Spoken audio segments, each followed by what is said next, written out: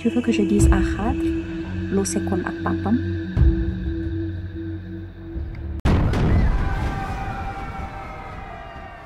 Chaque jour on dort, on se réveille avec de lourds dossiers dans Hair Lover. Encore une fois, un lourd secret, cette fois concernant Seynabou, encore Seynabou, toujours Seynabou, et le père de Khadr. Apparemment, ils auraient eu une relation dans le passé. Oh my god. J'arrive même pas à comprendre comment ils ont pu se fréquenter ces deux-là en fait. C'est tellement bizarre. Est-ce que Seynabou l'a fait volontairement ou est-ce qu'elle s'est laissée instrumentaliser par sa mère? Parce que je continue à croire que la mère de Seynabou l'influence beaucoup depuis qu'elle est petite. Sa mère a toujours eu tendance à la forcer à faire des choses dont elle n'a pas forcément envie. En plus, on constate aujourd'hui que Seynabou a une espèce de folie des grandeurs. Depuis sa jeunesse, ça a toujours été comme ça. Et je pense que c'est sa mère qui lui a mis ces idées-là dans la tête. Sa mère est une femme qui a toujours eu du mal à se contenter de ce qu'elle avait déjà. Elle a toujours voulu avoir plus. Vu qu'elle-même n'a pas eu cette occasion, elle utilise sa fille pour arriver à ses fins. Qu'est-ce que t'en penses? La maman de Seynabou est peut-être coupable,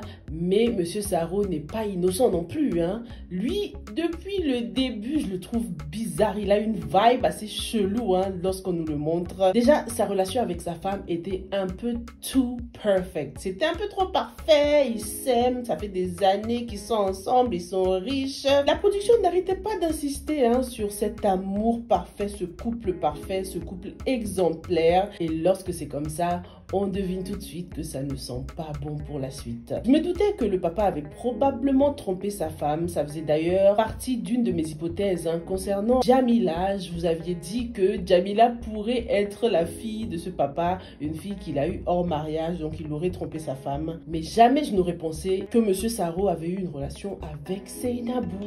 Franchement, leur petit cercle de famille là est trop toxique, c'est pas possible. Est-ce que cet homme est tout simplement infidèle et méchant ou est-ce que lui aussi voit un marabout qui lui demande de faire certaines choses en échange de sa richesse, pour maintenir sa richesse?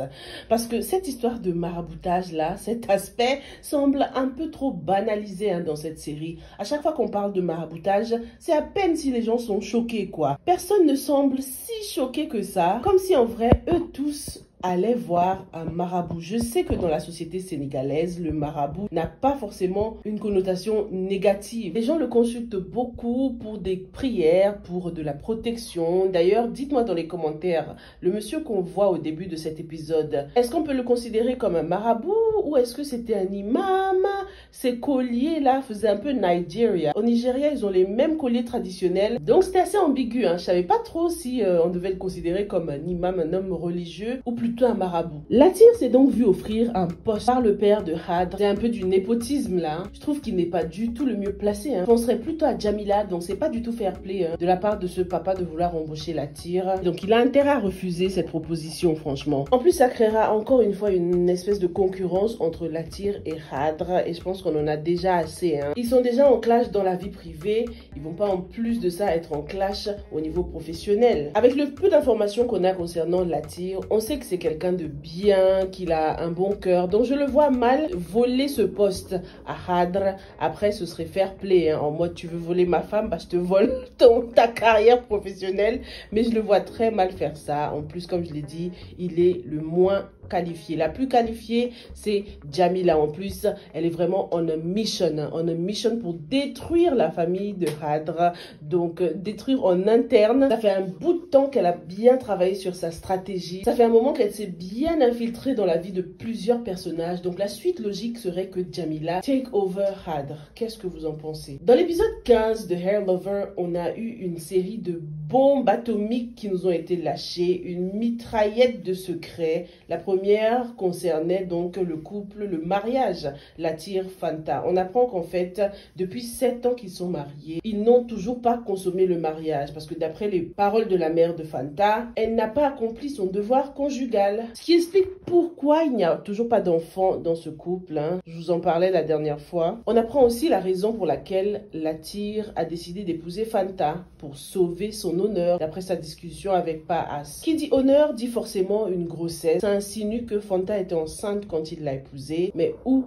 est l'enfant alors? L'une de nos hypothèses serait que Fanta serait la vraie mère des jumelles. Mais pourquoi personne n'en parle? Personne ne fait référence aux jumelles comme étant les filles de Fanta. Et vu que le pouvoir mystique et le maraboutage est un thème central de la série, ça voudra peut-être dire que d'une façon mystique, tout le monde a perdu la mémoire. Cet épisode nous a également appris que Pa-As serait le véritable père de Seinabou. What? Tout s'explique. Du coup, j'ai tout de suite pensé aux premiers épisodes. Lorsqu'il était tombé dans la piscine, ce n'était pas un hasard en fait. Il s'était retrouvé dans cette maison-là, puisque c'est la maison de son ex. Ça explique également pourquoi Pa-As sait tant de choses concernant Fanta et sa mère. Cette mère qui est à l'origine de tous ses malheurs, encore une fois. Du coup, je suis encore plus attachée à ce personnage de Pa-As. J'ai encore plus de peine pour lui. J'ai hâte de voir comment les choses vont se terminer pour lui. C'est vraiment l'un des personnages qui m'intéresse le plus dans cette série. Il a un sort assez triste, hein, marabouté par sa propre fille. En général, en plus, il y a une belle relation entre père et fille. Hein, on le voit avec Hadr et les jumelles. C'est très mignon. Donc, c'est triste de penser que ta propre fille, une daddy's girl, pourrait être à l'origine de ton malheur. En plus, Seinabou connaît bien le point faible de son père, l'alcool. Elle a réussi à vite l'embobiner avec cette histoire de bar. Non, dina bil bar. Defal ma ci setu. May kontaan man. Mais pour combien de temps? Pour le moment, Seinabou et sa mère reposent sur le fait que personne ne croit un soulard. Mais comme on le constate, il y a tout de même certaines personnes qui prennent Pa-As au sérieux. Hein. Fanta, Latyr, la mère de Fanta, se soucient de lui et sont, je le pense, prêts à le croire à un certain degré. Concernant Fanta, les amis, alors on sait donc qu'elle était au courant de la relation entre Seinabou et le père de Hadr. Est-ce qu'elle est si différente de Halima, les gars? Fanta, tout comme Halima, n'est pas honnête avec les personnes les plus proches d'elle. Elles ont toutes des secrets et elles ont toutes choisi de ne pas dire la vérité. Fanta s'entend bien avec les parents de Hadr, on peut l'imaginer. Et pourtant, elle n'a jamais dit à Hadr ce que Seinabou avait fait. D'un autre côté, ça nous montre que Fanta a le pouvoir. Elle a encore la main sur Seinabou, malgré ce qu'on pourrait croire. Elle a le pouvoir, si elle le voulait, de détruire ce mariage depuis le début avec ce lourd secret. En tout cas, dites-moi ce que vous avez pensé de ces derniers épisodes. Qu'est-ce que vous pensez de la réconciliation des deux couples, donc Latyr, Fanta, Hadr, Seinabou? Est-ce que ça va durer? Est-ce que c'est sincère? Est-ce que Fanta va enfin apprendre à aimer Latyr? Dites-moi tout et on se retrouve bientôt pour la suite. Stay safe and stay blessed. Bye!